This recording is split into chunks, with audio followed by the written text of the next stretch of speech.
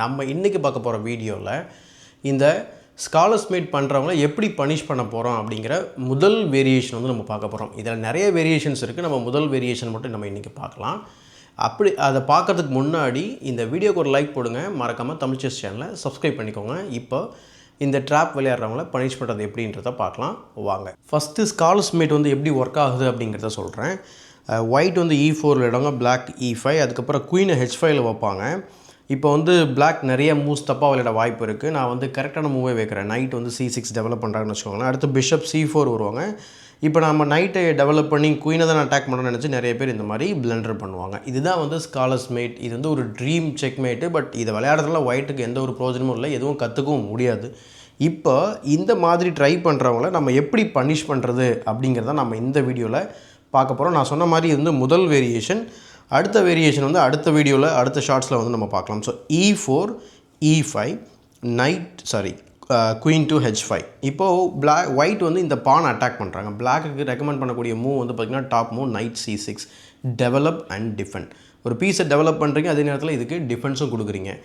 இப்போது இந்த பொசிஷனில் வந்து அவர் ஆஸ் யூஷுவல் பிஷப் C4 போட்டு உங்களை செக்மேட் பண்ண பார்ப்பார்.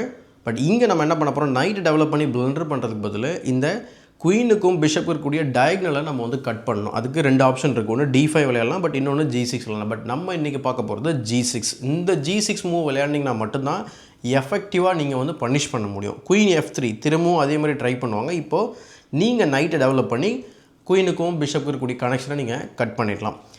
இதோட வந்து பார்த்திங்கன்னா நம்ம முடிக்கிறதுனா கூட முடிச்சிடலாம். பட் இதுக்கப்புறம் ஒயிட் வந்து பார்த்திங்கன்னா ரொம்ப க்ரீடியாக ஸ்டபானாக குயின் B3 விளையாடி நான் F7 அட்டாக் பண்ண போகிறேன் பேட்டரி ஃபார்ம் பண்ணி சொன்னாங்க அப்படின்னா இது மிகப்பெரிய பிளண்டர். ஏன் அப்படின்னா இப்போ நம்ம வந்து பார்த்திங்கன்னா ஒரு கவுண்டர் அட்டாக் பண்ண போகிறோம். அதாவது பனிஷிங் மூவ் வந்து பார்த்திங்கன்னா night to D4 attacking the queen. இப்போ சில பேர் கேல்குலேஷனில் ஸ்ட்ராங்காக இருந்தாங்க அப்படின்னா குயினை காப்பாற்றிட்டு போயிடுவாங்க. அதுக்கப்புறம் சில வேரியேஷன்ஸ் நம்ம வந்து பார்க்கலாம். ஆர் ஈவன் இந்த பான் வந்து ட்ராப் ஆகும்.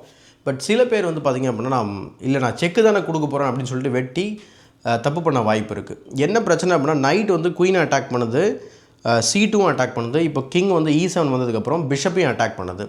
இப்போ குயினை வந்து நம்ம வந்து C4 மூவ் பண்ணோம் அப்படின்னா எல்லா த்ரெட்லேருந்தும் வெளில வந்த மாதிரி தெரியும். ஆனால் ஆக்சுவலாக நீங்கள் வெளியில் வரல. ஏன் அப்படின்னா பான் B5 போட்டு இந்த குயினுக்கு கிச்சா மூட்டி விடலாம். இப்போ குயினால் வந்து இந்த டயக்னலில் இருக்க முடியாது. குயினை வந்து குயின் பாதுகாப்பு கொடுத்தாகணும், C2வும் பாதுகாப்பு கொடுக்கணும். குயின் D3 வந்ததுக்கப்புறம் நீங்கள் சிம்பிளாக வந்து கிங்கால் இந்த மாதிரி வெட்டிடலாம். ஒரு பீஸ் அப் ஆகிடுவீங்க. இந்த வீடியோ பிடிச்சிருந்தா இந்த வீடியோக்கு ஒரு லைக் போடுங்க. மறக்காமல் தமிழ் செஸ் சேனலை சப்ஸ்கிரைப் பண்ணி வச்சுக்கோங்க. மற்றவங்களுக்கு ஷேர் பண்ண மறந்துடாதீங்க. இதே போல் ஒரு இன்ட்ரெஸ்டிங்கான ட்ராப்பில் மீண்டும் சந்திக்கலாம்.